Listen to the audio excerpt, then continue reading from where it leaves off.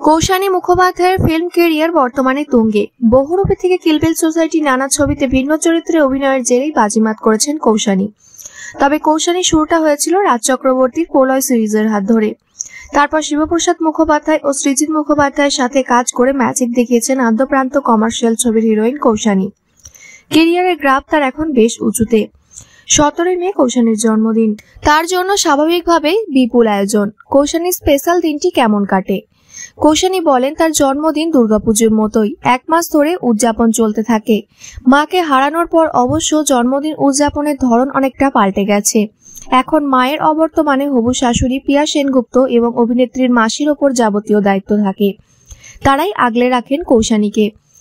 পিয়া বলেন, এক মুহূর্তের জন্য যেন তার মন খারাপ না হয় সেদিকে নজর রাখেন তিনি। প্রতিবার জন্মদিনে প্রেমিকাকে উপহারে ভরিয়ে দেন বনি সেনগুপ্ত, আর তার মা পিয়া উপহার স্বরূপ আশীর্বাদ ও টাকা দেন, যাতে কৌশানী নিজের পছন্দের মতো জিনিস কিনে নিতে পারেন। এবছরেও নায়িকার জন্মদিনে আয়োজনে কোনো খামতি রাখেননি বনির মা পিয়া সেনগুপ্ত। সকালে পৌঁছে গেছেন কৌশানীর বাড়ি। হবু বৌমার জন্মদিন বলে কথা, তাই মেনুতে প্রিয় খাবার থাকা মাস্ট।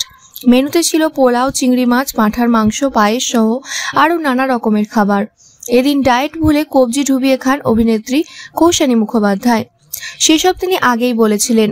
জন্মদিনের দিন স্নান সারার পর কৌশানীকে পরিবারের গুরুজনেরা সকলে আশীর্বাদ করে পায়েস খাইয়ে দেবেন রীতি অনুযায়ী। হবু বৌমার প্রশংসায় পঞ্চমুখ পিয়া সেনগুপ্ত। তিনি বলেন, কৌশানী সকলেরই খুব খেয়াল রাখে এবং চটজলদি মিশে যেতে পারেন। এটাই ওর সবথেকে মিষ্টি স্বভাব। তাই কৌশানীর জন্মদিনটাকে আরো স্পেশাল করে তুলতে যথাসাধ্য চেষ্টা করেন প্রিয়া। তবে নায়িকা এদিনের প্ল্যান কি? কৌশানী বলেছেন, তার বাবা নিজে হাতে পোলাও রেঁধেছেন। মাটন খান না বলে তবে ঝোল আলু খাবেন তিনি। শুক্রবার রাত থেকে ডায়েটে নেই তিনি। দিনে পরিবারের সাথে জন্মদিন পালন করে রাতে বন্ধু বান্ধব মিলে হই হুল্লোড় করে সেলিব্রেট করবেন। তবে জন্মদিন কাটিয়েই রবিবার চলে যাচ্ছেন বিদেশ ভ্রমণে। ইন্দোনেশিয়ার বালিতে গেছেন বনি কৌশানী, সাথে গেছেন তাদের বন্ধু বান্ধবেরা।